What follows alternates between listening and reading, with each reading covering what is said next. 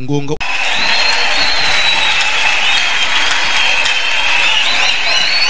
C'est pour te dire que minoko nyonso kumisaka Nzambe.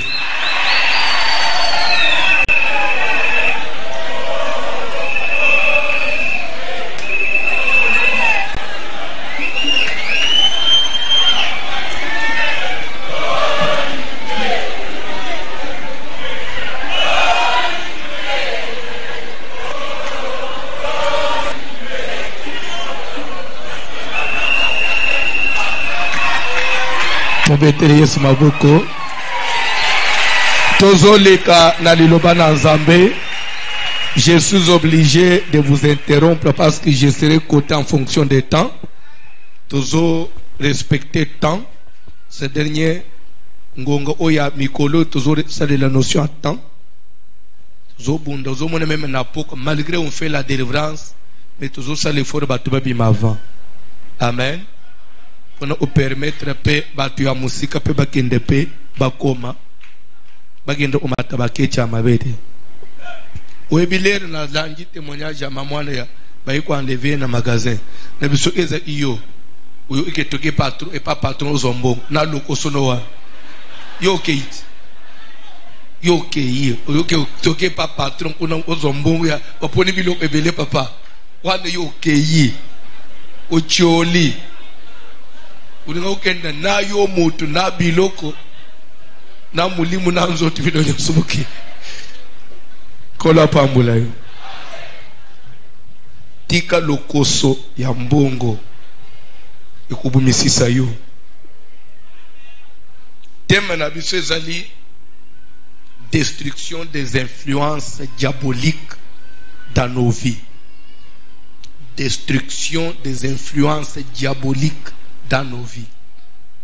Pour dire que la vie mususu batu bazo bik et de la influence diabolique.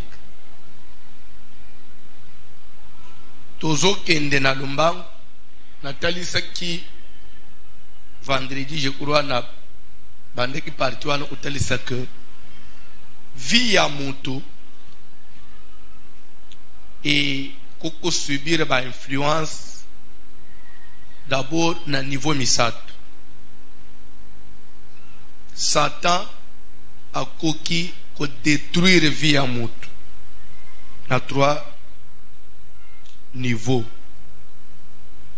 Niveau ya liboso to étape ya liboso to talisaki Satan a sali la mingi vie ya mutu à partir de l'origine ya mutu. Et même Nzambe atena ape compte à origine ya mutu. C'est pour cela lero mutazo ya l'église, mutazo yeba Nzambe, mutazo njimela Nzambe.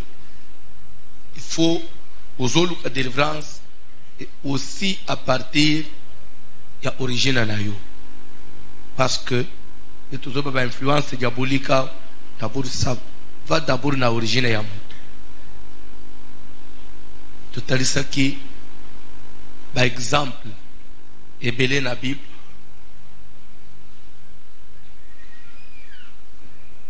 bazo tangela biso liloba na Nzambe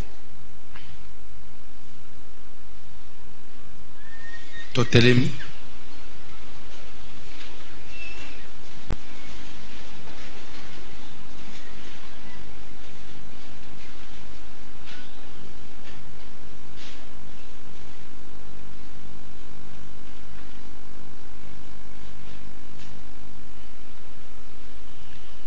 Josué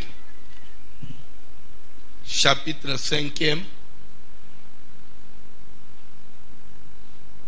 tu bandia partir à premier verset. Josué 5, Josué chapitre 5 à partir du premier verset. Josué chapitre 5 à partir du premier verset, nous lisons au nom de Jésus de Nazareth. Amen. Lorsque tous les rois des Amoréens à l'occident du Jourdain et tous les rois des Cananéens près de la mer apprirent que l'Éternel avait mis à sec les eaux du Jourdain devant les enfants d'Israël jusqu'à ce que nous eussions passé. Tango bakonzi nyonso ya Bamoréen na côté moyebimela ya Jourdain ya bakananeyen ba prendre comment nzamba kawisaki mai na mbuli bosabana na Israël et que balekaki ya kokauka. Ils perdirent courage et furent consternés à l'aspect des enfants d'Israël. En tout cas, babangaki pe babungisaki courage. En ce temps-là, Na ilikoana l'Éternel dit à Josué, Yahweh nzambe alobi na Josué, fais-toi des couteaux de pierre misalela bambeli ya mabanga et circoncis de nouveau les enfants d'Israël une seconde kata fois. lisusu ngenga bana na Israël pona mbala mibale. Josué se fit des couteaux de pierre Josué amisaleli bambeli ya mabanga et il circoncis les enfants d'Israël sur la colline d'Aralot. akataki ngenga bana na Israël likolo na ngomba nalo. Voici la raison pour laquelle Josué les circoncis. Tala raison oyo esalaki ke Josué acirconcire bango. Tout le peuple sorti d'Égypte, Libota nyonso oyo ebimaki na mboka na Egypte, les mâles, tous les hommes de guerre bana mibali bamikolo étaient morts dans le désert bakufelaki na esobe pendant la route na après leur nzela sortie d'Égypte. nsima na bango kobima na Egypte.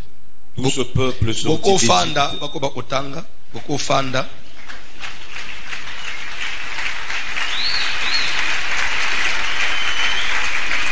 Toke papa. tout ce peuple sorti d'Égypte était circoncis. Libota nyonso oyo babimaki na Egypte bazalaki circoncis. Mais tout le peuple né dans le désert pendant la route Kasi ba oyo nyonso babotamaki na esobe na nzela mobemu après la sortie d'Égypte nsima na kobima na Egypte n'avaient point été circoncis. bazalaki circoncis te. Car les enfants d'Israël avaient marché 40 ans dans le désert jusqu'à la destruction de toute la nation des hommes de guerre qui étaient sortis d'Égypte. Po ete bana na Israele batambolaki na esobe mibutuku mine kino ete mikolo nyonso babimaki na Egypte bakufelaki na esobe Et qui n'avaient point écouté la voix de l'Éternel. po bayokaki mongongo na Nzambe te. L'Éternel leur jura de ne pas leur faire voir le pays qu'il avait juré à leur père de nous donner. Nzambe a yebisaki bango ete bokomona mboka nalakaki batata na bino bokota te. Pays où coule le lait et le miel. Mboka oyo etangaka miliki pe mafuta na nzoi. Ce sont leurs enfants qu'il établit à leur place. Ezalaki nde bana na bango nde Nzambe azongisaki na isika na bango. Et Josué les circoncis, Josué akataki bango ngenga car ils étaient incirconcis, po ete bakatamaki ngenga te. parce qu'on ne les avait point circoncis pendant la route. Po ete na nzela bakataki bango ngenga te.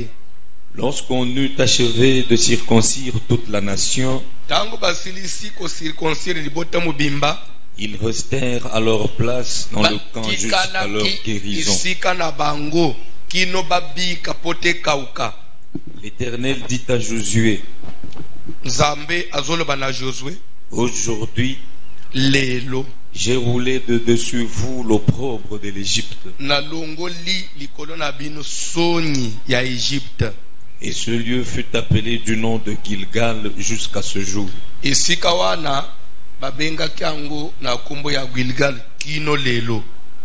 Les enfants d'Israël campèrent à Gilgal. Tosukele wana.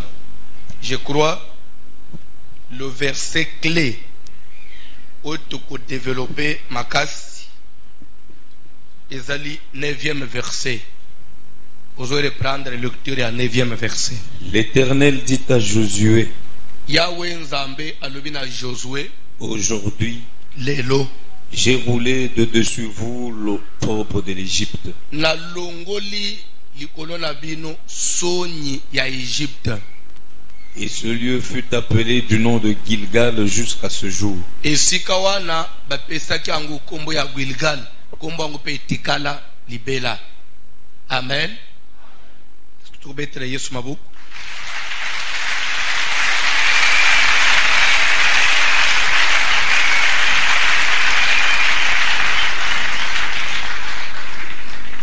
na kosenga soki nzamba kosala grâce olanda biso na bokebi nyonso. Lelo batu bayaka na ba église batu bazali mingi na tendance ya kolanda nzambe comme des religieux. Dieu n'a pas besoin de religieux, mais il a besoin de chrétiens. Et nous avons dit christianisme, c'est une discipline. Ce n'est pas bon. Eza loyengete, eza comme sanate, et c'est une discipline. Cause à la religiosité. Et c'est ce qui tue beaucoup de gens dans l'église. Verset 9. L'Éternel dit à Josué, aujourd'hui, j'ai roulé de dessus vous. Ce qui doit changer français, j'ai ôté de vos têtes. J'ai ôté de dessus vos têtes l'opprobre. Qui dit opprobre dit, pardon? Pardon? La honte, l'humiliation, la malédiction. J'ai ôté de dessus vous la malédiction de l'Égypte. Nzamba zorba na Josué lelo nde na longoli likolo na bino malédiction soni ya Égypte. Comme pour dire que bana ni sele babimi na Égypte batamboli na désert pendant 40 ans. Landa bien. Mutabimisi bango na Égypte za Nzambe. Lero bakomi liboso ya mer rouge. Basuki. Babeleli Nzambe. Na nzela ya Moïse. Nzambe bisi Moïse beta lingende likolo ya mai. Moïse beti lingenda mai pasuki. Bakatisi. Bayembi bakomisi Nzambe. Bana ni sile babundi na ba mboka ya makasi. Nda isa Jericho bamboka ya ndenge na ndenge na lisungi na Nzambe bazolonga bazape ko s'en sortir. 40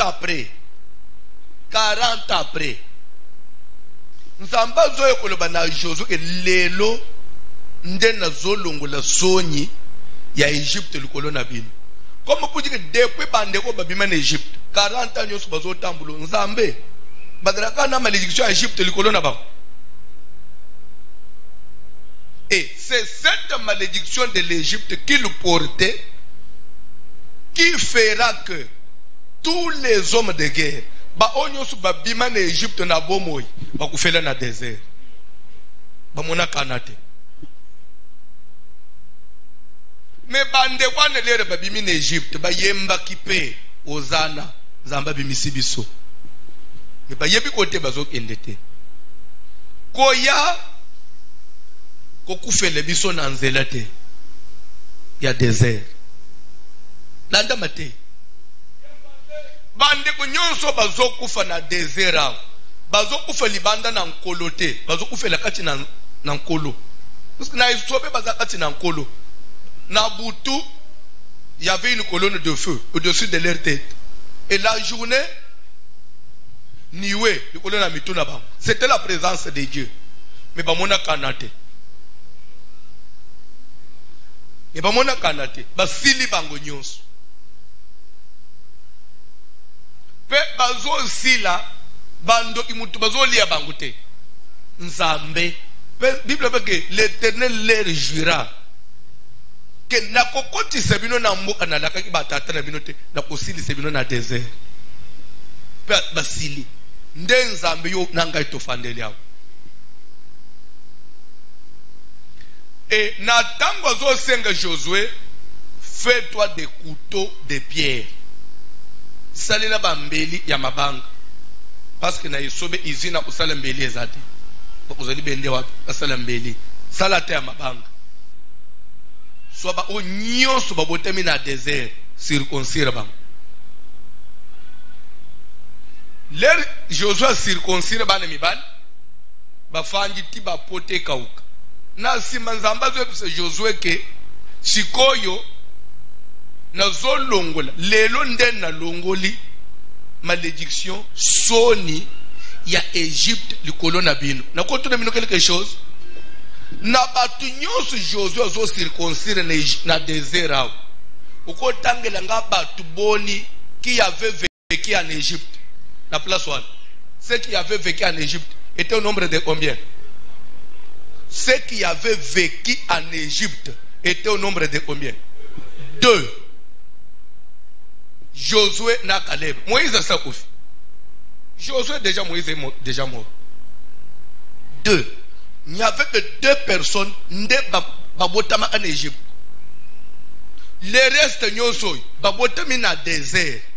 Mais nzamba zolo bana bangule réseau circoncire banguke j'ai ôté de dessus vous la malédiction de l'Égypte. Bangu pas de l'Égypte. So malédiction Égypte ezali kolona bangu ndenge nini? Parce que bangu pas botami na désert, bangu pas biki en Égypte. Malédiction Égypte e uchowapi? Bozola ndamateya na bandeli. Bato Josué zo circoncire babotami wapi? Bayebi Égypte. Mais nzamba zo yebisa Josué ke yebisa bangu lelo nde na longoli malédiction ya Égypte weza il kolona bangu. Après circoncision. Mais malédiction à Égypte du colon biso. Biso to yebi Égypte. Biso to kutama na Égypte. Malédiction à Égypte ezali colon biso comment? À travers leur père. À travers leur père. Papa, quand il y a une église, quand c'était une longue famille. Ce qui bataille qui est bien té, je vous donne cette semaine. Peut-être dans la semaine à mi-balé au Landanga très bien. Parce que d'après témoignement, c'est développé dans toute la communauté. Ils vont s'arrêter samedi à Lobio. La semaine les 3. Mais, le solo linan Zambé na Boutou, ils sont toujours au banate mondeng moussous. Tu arrêter na banque samedi les 3 na bandal après, toujours au banan. Au Landanga bien. Parce que on a pas côté de ma bébé Sinzambe qui quel est le propre de l'Égypte? Où est-ce qu'il y a? Nous, on ne sait pas l'Égypte. Tout le monde paye en côté. Ils sont au Botamia. Comment vous avez au Longoli, le colon de Cambon Égypte, malédiction Égypte, le colon de Bissot, tu es bien Égypte. Tu Botama Pekunate. Tu es bien attendre Zélamou Égypte. Tu es bien même ma belle Égypte Ndengezalakate. Bissot, tu es bien désert. Mais vous avez le Longoli, le colon de Bissot. Bien aimé, au quoi qu'il y a le même pasteur. Au cause de les serviteurs, au cause de la maman dans le Seigneur, aussi longtemps que Nzambe, nanwa longola sogne ya famille no likolo na yote, un jour ça va vous rattraper. Un jour ça va vous rattraper. 40 ans après, Nzambe zo bake lelo nde na longoli sogne ya Égypte. 40 ans après, bato batambula kana Nzambe. Au cause de la yaka l'église, mais singa ya famille no nanu ikatamate. Ukoza na usale la kanzambe mesinga ya famille on a me katamate parce que basali 40 ans bano ibabotemi na désert sambi 40 ans après ndio ko balike likambo Égypte sininde lelo donc tozala kana singa wana mais nous on croyait que le fait d'avoir traversé mer rouge c'est que Égypte tikali na sima nzo ande Égypte landa ibam bakatsina mer rouge. Nde mateya ezoteya masuko bien te na muki bazo présenter évangile na ndenga blague origine ya mutu ezaka masanute. Esther chapitre 2 verset 10. Esther chapitre 2 verset 10.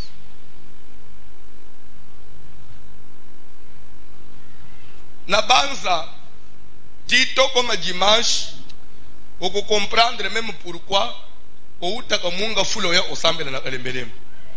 Omone ko sala apertete. Église nyonso eza église. Mais église nyonso ba pesa vie ya ndenge mo ote. So éviter. Ben na zolinga façon nzamba zo mema biso sikoyo qu'on se distingue.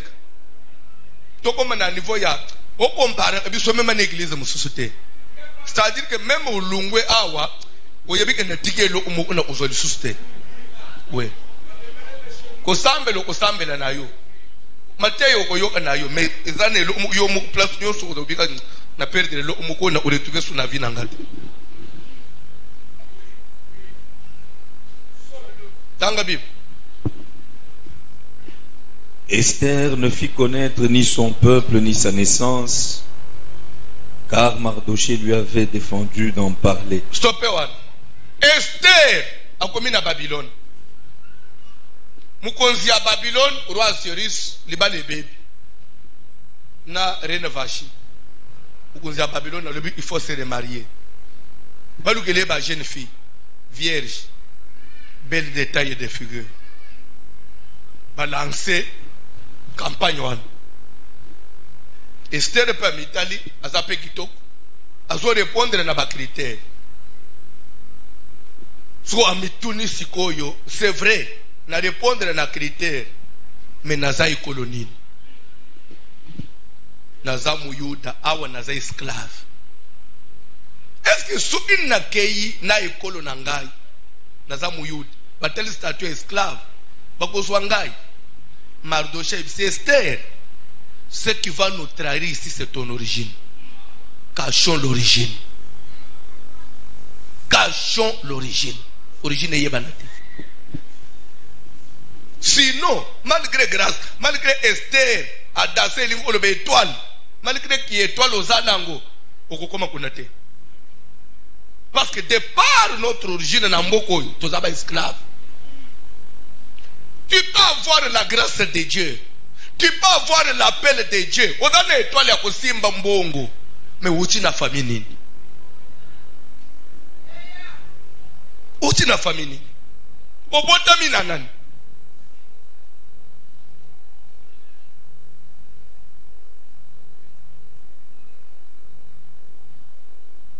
N'est-ce pas quelque chose? Kosimba mbongo.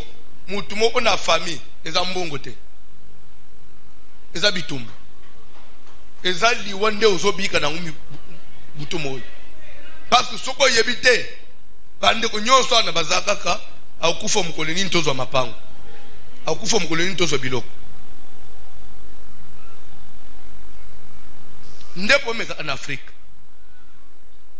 yozo mulunjiro bongi ozabie mais batu nyonso bazanzinga nzinga des fois ozomone même oboti na bana azoba via okufa jour nini dozo mapam ba no yoboti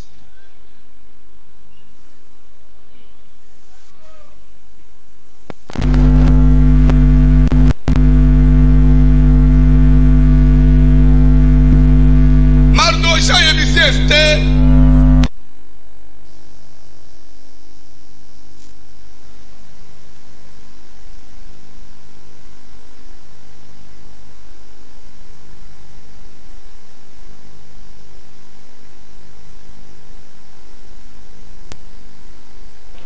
yepe roi ukomite na mwasi na ndako uzobe kolo na yete aseke makambo esala maka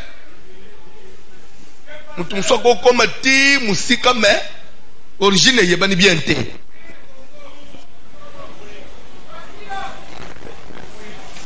origine yebani bien te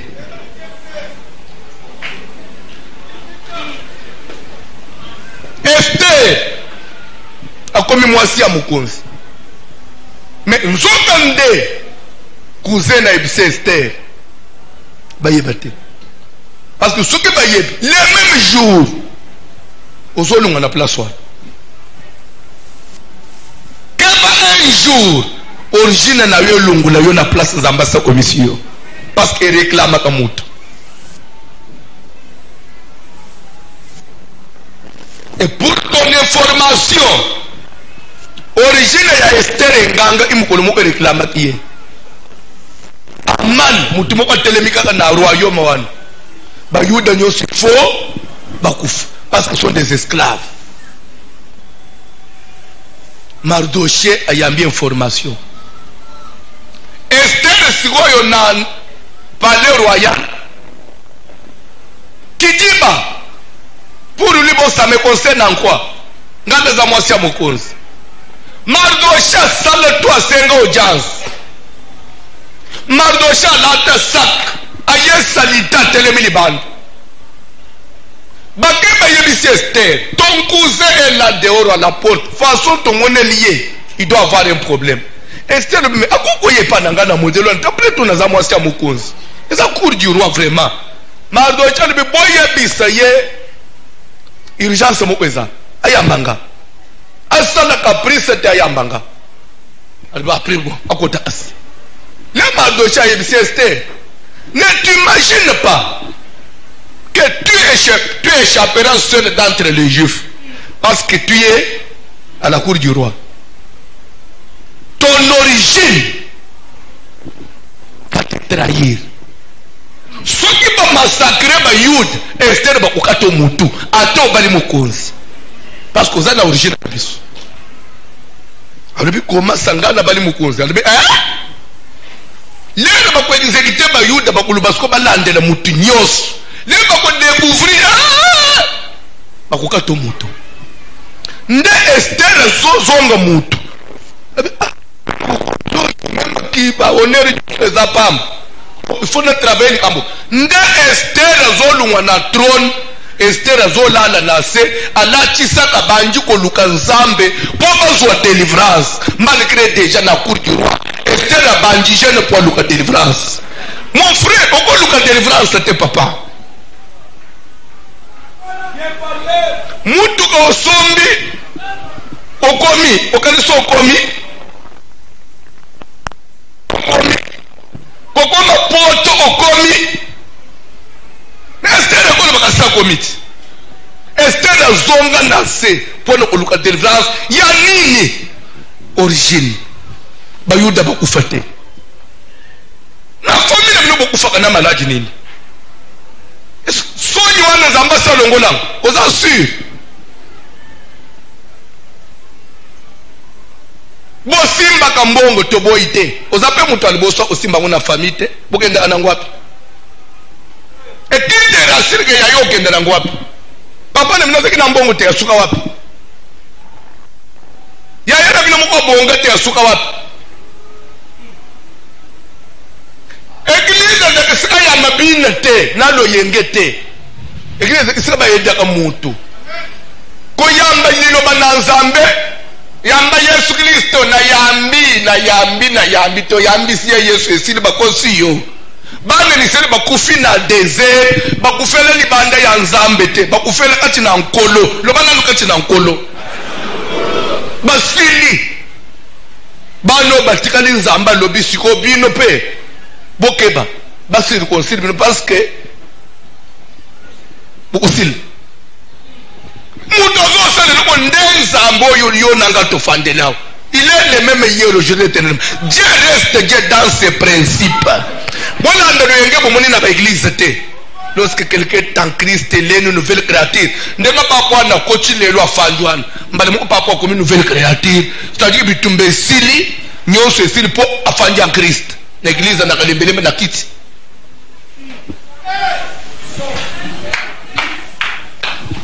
nouvelle créature utane na mobali alinga balanga ya sambe na aseka alinga nzambe makasi basi balongo na Yesu onya Egypte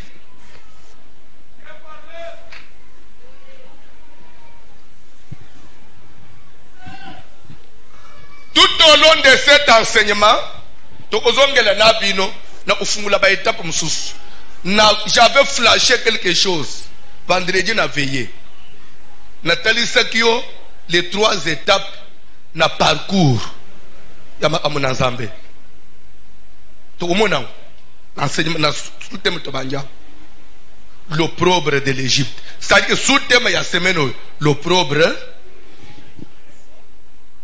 tokomona nayo parce que même l'air Élie azokende na Élisée dans la Bible monde Bible dit que Élie avec Élisée Élie part lorsque l'Éternel fit enlever Élie au ciel Élie partait de Gilgal Gilgal oyo place ba circoncire nda place Eli azalaki Eli azolunga na Gilgal azolinga kende Bethel nda bisi Élisée toi tu restes à Gilgal parce que l'Éternel m'envoie à Bethel. Élisée lui papa ukotika ngaya wote ukotika ngaya na Gilgal te banjimi boni banjimela Nzambe basali na Nzambe njimela Nzambe wotikana na Gilgal. Pourquoi? Parce que tu es circoncis. Pourquoi? Parce que tu au lieu de bongole motem.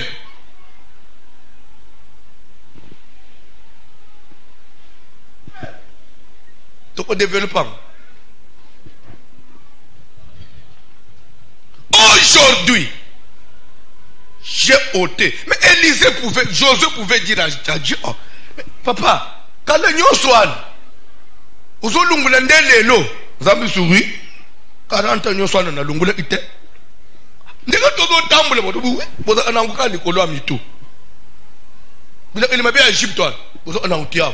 Quand on dit l'opprobre de l'Égypte, je vais développer. L'opprobre de l'Égypte veut dire quoi? Les enfants d'Israël, comment ils se sont retrouvés en Égypte? L'Égypte n'était pas une bénédiction pour eux. L'Égypte n'était pas une bénédiction. Et d'ailleurs, ce que l'Ingoland bien, nakolo bake muto sepeleki muke en Égypte eza Joseph après bango ba yokolanda mais nzokande élévation ya Joseph en Égypte c'était un canal que Dieu avait ouvert pour benda bango baya a bloquer bango parce que na makile na bango il y avait un antécédent. L'antécédent c'était quoi? Koko na bango Abraham na koko na bango Sarah basale idiyo bako en Égypte toli Jacob moi sinanga toli Jacob yo koma makangu ya Pharaon to bende biloko Sarah akoti libana na Pharaon pe Pharaon atuni Sarah moi sango zo pesa ko fele bita il faut pesa d'autres combien? Abraham a payé facture. Biloko alibala combien? Abraham a payé facture. Pharaon y a battu biloko nyon sur alibala a payé. Sarah a commis moisi Abraham officiel. Des années. Abraham a fait douane. L'heure moi que ce qui moi temps libre monen. Sarah kimi sunga Abraham après zongi. Nzamba fandi na lola zotan. Comme Dieu, quand il commence quelque chose, il faut qu'il y ait une routine à souk. Aïe, ko sala na ndenga na ye, abimisi Sarah na Abraham en Égypte. Boked. Lero bazongi kana, babanji ko lele. Bisoto ko zala ka boy. Bisoto ko simba mwana te. Vraiment oloba itobi mana Mésopotamie, toka bona na famille ko sala nzamba boke. Abraham, oleli pe mingi okozwa mwana. Yo na Sarah. Mais sache que mwana yo kozwa descendance ko donanzela Sarah bakozala ba esclave quelque part mais quelque part on est tombé mbokoni pourquoi kaka Égypte avec tumbu na Nzambe ya Abraham akufa Isaac akufi des générations plus tard nde bazoyo kofuta likambo ya Abraham ozo kufa lelo bofuta kalisumu ya nani na famille na bini il faut bokotaka mabele mubesu age yo zana kweza yaji mutobela cancer age yo zana kweza age ya na malaji ya sucre na nzoto na yo na ajo malaji ya sucre na nzoto age yo zana kweza na cardiaque na nzoto na ajo yo papa lia amafuta te papa ne lia kaboye te papa mais finalement okolie nini na mukili munganga pe isinyoso l'opprobre de l'Égypte mais aux apati na Seigneur et que la moisik diabète zap elungo te pona ni yo que la moisik les influences diaboliques dans nos vies. Origine ya moto. Tokoko balobi. Menakati. Oui. Botele malikolo. Botele malikolo. Comme ça, oya lobité. Oya lobité au fanda nanda. Tele malikolo. Bate yesil.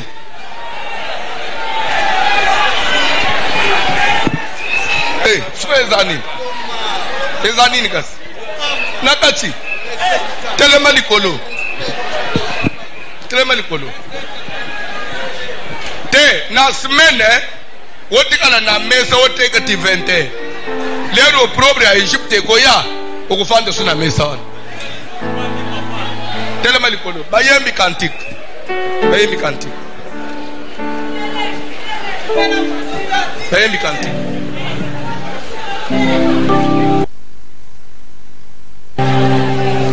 Ya oyo fodi l'église. Obeti li baku ya bien. Nzamba seule grâce. Ovani l'église obakotalisa yo pe vérité basunga yo big. Otiki bolanda za bokoti na loyenge ya makambo mususu. Mama wana alakisaka nini? Frère wana le abuda ngai. Ndebiluku yo le rolande ki voasule na radio ndebiluku yela. Ya mama wana na sero. So le bakina ki kuluka délivrance na le délivrance nde oluka ka. Bi okotala biluku mususu.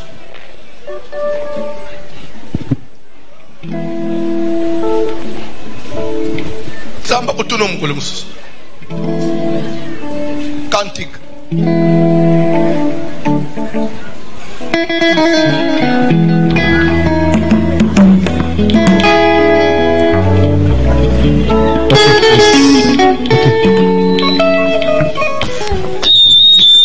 Jésus. Likolo libanda telema likolo. Libanda telema likolo. Anda.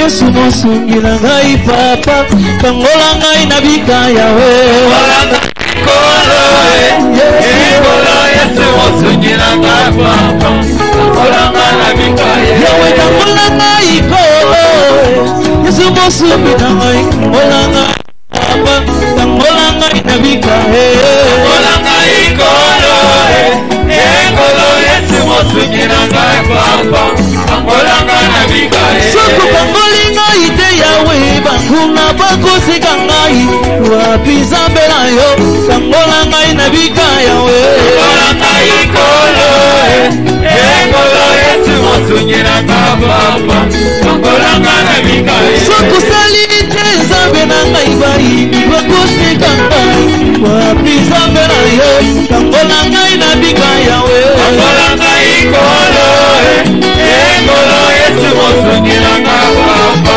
kangola ngai na bikaya yawe na bikamo sembola loboko na yo bato nyonso babona yango bakumisa monene na yo yawe na bikamo yawe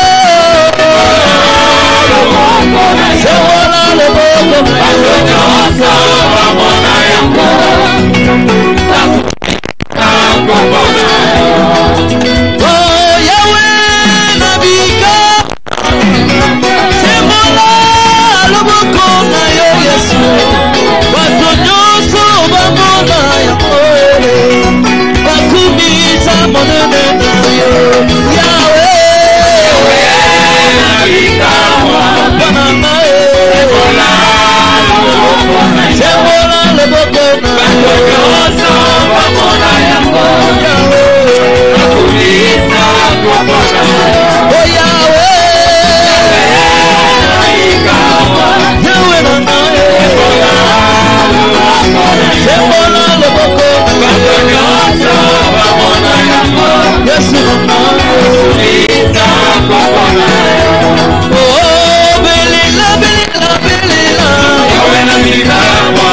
Bella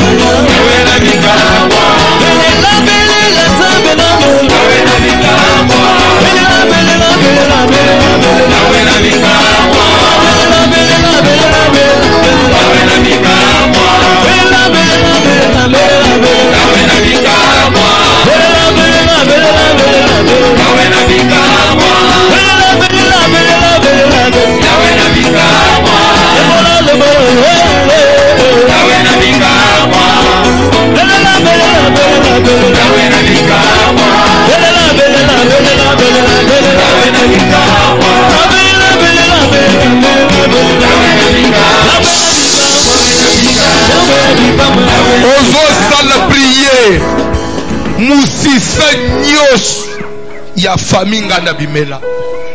Musisa nyonso ya famille ngana bimela. Que un jour ekongo nganga ezongisa na sim. Eyokisa nga zone na koma humilier Seigneur. Musisa wane katana. Musisa nyonso ya famille ngana botama. Que un jour na sambwa batu nanga mekasi nzambe na yaza wapi. Na simba maboko na mutu. Ya nakomiko mikuta na lali na se na zopola. Nzambe telema. Musisa wane katana. Opprobre de l'Égypte et lungwa. Qui dit opprobre de l'Égypte dit quoi? Malédiction ya bakoko na bango. Parce que bango ba botemi na désert. Mais nzo ande baziki na malédiction ya bakoko na bango likolo na bango. Malgré bazo sambe na nzambe. Ndo mona kabokenda quelque part. Musisa wani fekantana. To sambe na kongo na Jésus.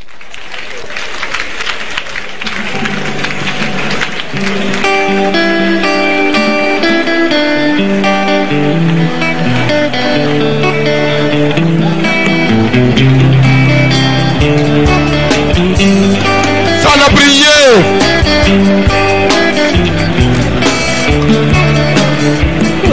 Ça la prière.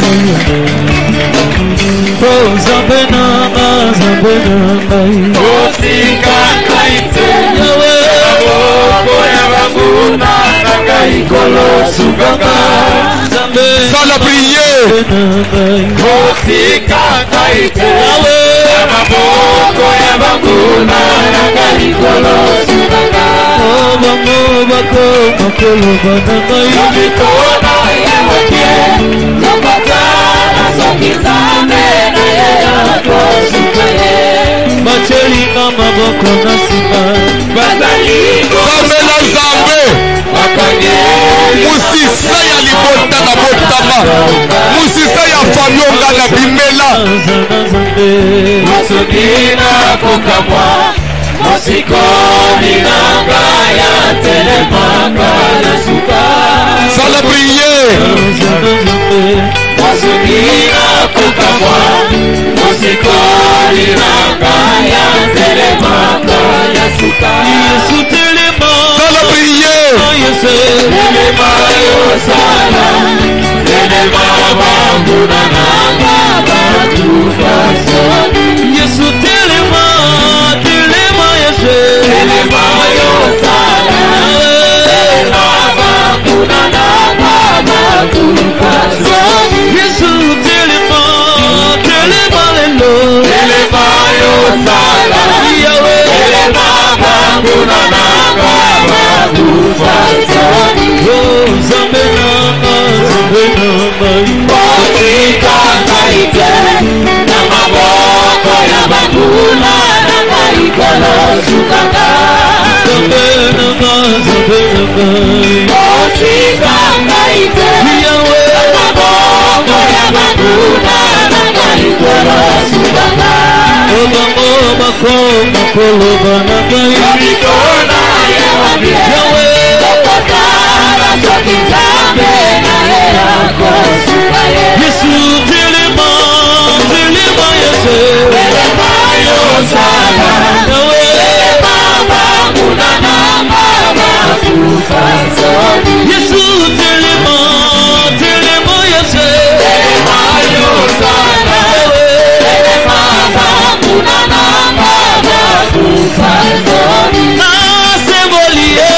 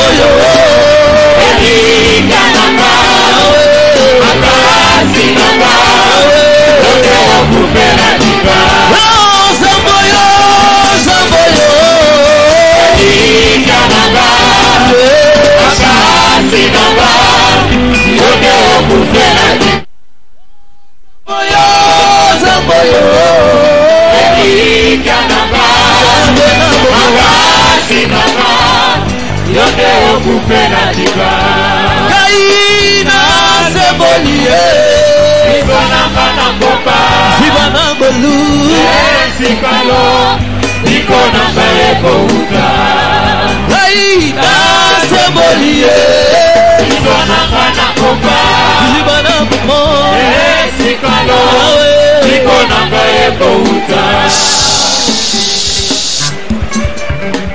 Nebi sabini ni chose. Joseph a pamboula en Égypte. A tombé en Égypte. A zek na ba concession. A zek na ba immeuble blok andere nande. A koufi a tikelangu famille na ye. Famille na batikali en Égypte après un temps ba bongoli statut na bango. Ba komisi bango ba esclave. Et le konini ya Joseph ba zek na ngoli sus. L'Égypte a tout récupéré. À quoi sert une richesse aux autres dans les liens? Toi tu crois que tu amasses pour tes enfants. Lobi bano na bakozala bakomi kufunda na ba parke. Na Congo tu éviter batu basumba na ba avion. Lelo bana na bango bazawa. Bazana elo unini. Soki nzamba kangoli vina yote. Ça sert à quoi? Vi oyo ozomono. Ozonyoko na nzoto butu moyi. Na bongisa venir abana nanga. Ezana batu basumba avion na Congo. Mais lelo eno otala bana na ba. Richesse et Afrique peut richesse. Mboka ba lien oyo. A complication ba vie ba coutume. Tikanzamba fungula vie na yo. Ndengo zo sambela bo. Nzamba kangula yo. Nzamba kata musisa. Nzamba sale meme na nzela bana na yo. Loboko na nzambe moni sama. Na zo bondelo vraiment. Ce qui se mène au yé prière, c'est-à-dire que nakolo bake oyebi yo utamusubi su uchefina fanda na se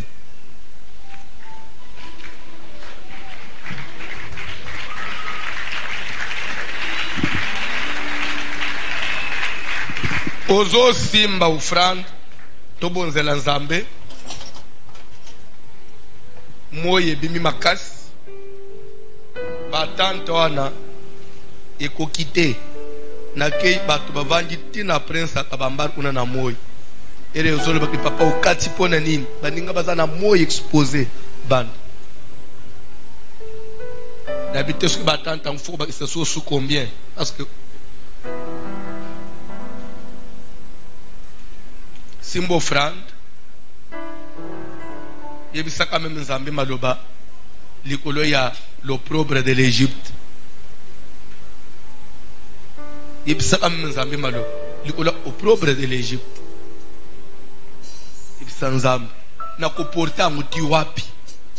N'a qu'au porter opprobre de l'Égypte pendant combien d'années? Ban ni sirba même yangu 40 ans.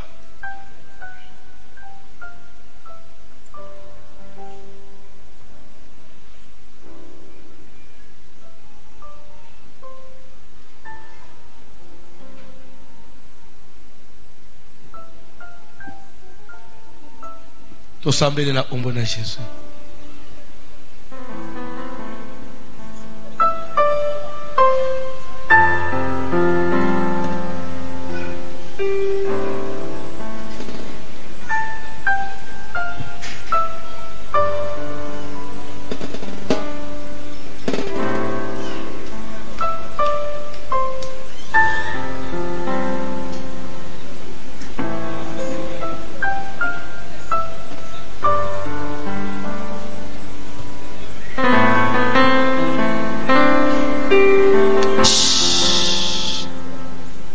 Ozoye bisanzambe maloba travers offrande na yo sacrifice na yo nzamba sala grâce na ye kende kino na bana yo kobota savez na banda kosola na papa moko papa ngwa kufa asaki na mbongo ebele un jour na zote na zote papa nzamba salo grâce ozimbongo bana nyos ate mwana kulinga utanga zate bana nyos kalo yenge nebi okuluka nzambe te osambela nzambe parce que nzamba salaki a David elaka okomangaka te successeur assis sur ton trône et bongi même atana musala ozosala nzamba pe so successeur wa kufanda na trono a pérenniser ce que buzioso papa na mon inétige pendant que je parlais avec lui il était en bonne santé 5 ans après pas cancer ba mata ba itaboyo mtu akenda et ça la désanté. Aujourd'hui les enfants là sont des voyous bazo la na balabala ba panza biloko ba wele na ba famille bazo teke biloko njire nguba tout ça sert à quoi na vie parce que nzamba ko sala même na bana uzobota nzamba pe so mwana mayele nzamba pambule même tina progéniture na yo to sambele na ombo na Jésus nazoli ngosimbi ofranda mu na maboko uzobisa nzambe maloba nzambe azalaka le comme c'est que les gens ne croient plus en Dieu batu bakomi ko mesana Dieu existe et il écoute la prière.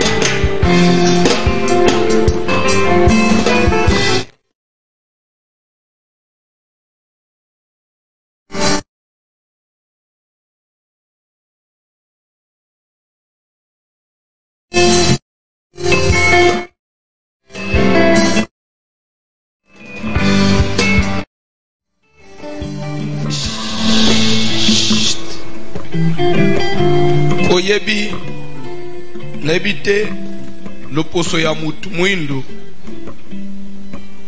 soki ezaka na poma malédiction nini po esengeli pelele mo nzamba yebisa biso tokangolama parce que là où il y a l'homme noir c'est la division, c'est l'égoïsme, c'est la séparation, c'est zaku kukabola kufingana ozomona na tozana 21e siècle ba mboka musu bazolinga ba se mettre ensemble ba comme fort ba comme puissance ozomona Europe ezokende kusangisa ka ba mboka ba pays ba sala Union européenne ba Araba bazo sala Emirat Araba bazo sangana ba comme puissant nde lero zokuta na Congo obiso tolinga République ya Kivu na République ya Katanga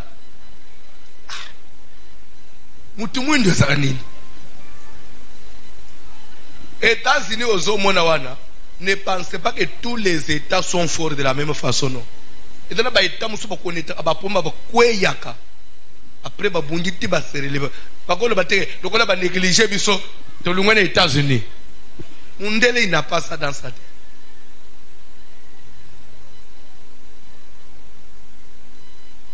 Ndenge mukuna bana mutozo bota bana lelo che mutu na se mona il faut le pango eteka mangana zo par na ngai société il faut eteka mangai na boy ba problème ngafuna salama amunangana ndenga nangai ukusangana te utombola nkita papa ne mnekende liboso te surtout mwasina yeba siba mwasina sa yebisiye na butu il faut fungula miso ya yena binozo monela yo yana binozo azolela yo abimina tongo ya il faut le pangwe te kam tuka yo zozo mbongo nanda kwa munene nganda zo nanda kwa mke il faut le pangwe te kam na luka pe ko bongisa venir abana na ngai lero ukaboli o détaché lero pe ucha mutu nase bana no pe bakotika na pe mutu na mutolo ka bongisa venir na ye finalement de l'Afrique to gende wa on fait quoi alors tikanzamba pambula libota nayo bwejika kabane kukuteya bana alléluia kola pambula mutumoko. C'est pourquoi même dans l'église il faut combattre le tribalisme. Église est un tribalisme. Tout ça abana nanzam ukotiawa bikolo ça doit disparaître.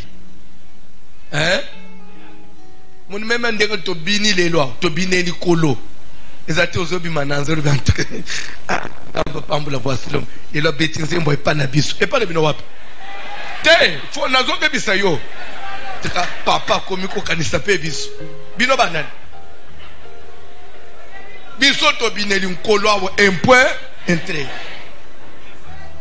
Upagano moko boy. Nzo ande ngana alisi tantina zo sepela zo binela nkolo nzo ande obando ko bantu kalelo kora loye umela. Eza kora le église.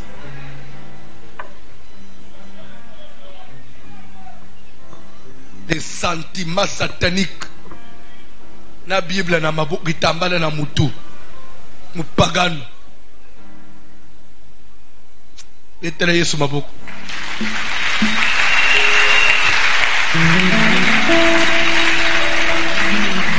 Est-ce que nako sambelela nde umoko? À qui Dieu peut faire grâce? Je te souhaite une heureuse année.